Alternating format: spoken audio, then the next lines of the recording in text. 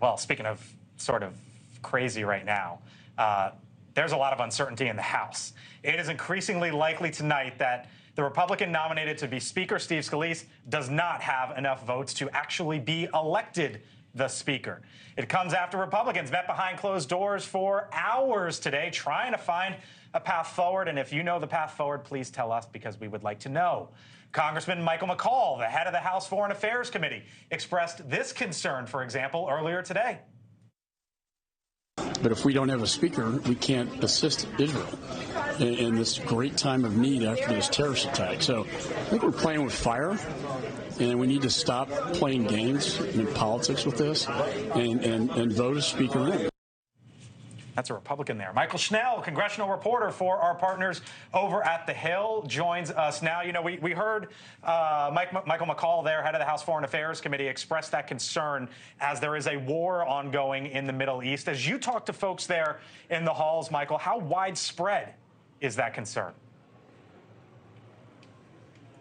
So look, Blake, it's actually a bit of a mixed bag, and it sort of gets into this legal debate and procedural debate about what the House can actually do without a speaker, a permanent speaker in place. Most folks believe that the House is unable to conduct any legislative business without a formal speaker in place. Of course, Speaker Pro Tem Patrick McHenry is currently in the position, but he can really only preside over the speaker's race. So you have someone like McCall, who has sponsored a resolution, introduced a resolution, supporting Israel in the wake of the attack and condemning Hamas. He wants a speaker to conduct this legislative business. But then I spoke to, for example, Chip Roy earlier today, and he essentially said, if the House needs to act, the House will act. We can make Speaker Pro Tem McHenry permanent. We can do different things to have legislative business resume, even without a permanent speaker in place. And McHenry himself said something similar earlier this week. I asked him the same question, and he said, if the government needs to act, the government will act. So that war in Israel, even the looming government funding deadline in November, it's not putting too much pep in the step of these lawmakers. I think it comes back to the idea that they truly believe that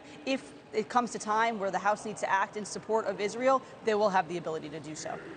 All right. So Michael, Kevin McCarthy is out. His old number two, Steve Scalise, essentially doesn't have the votes right now. So where do things stand, as you see it, as you talk to folks, in this race?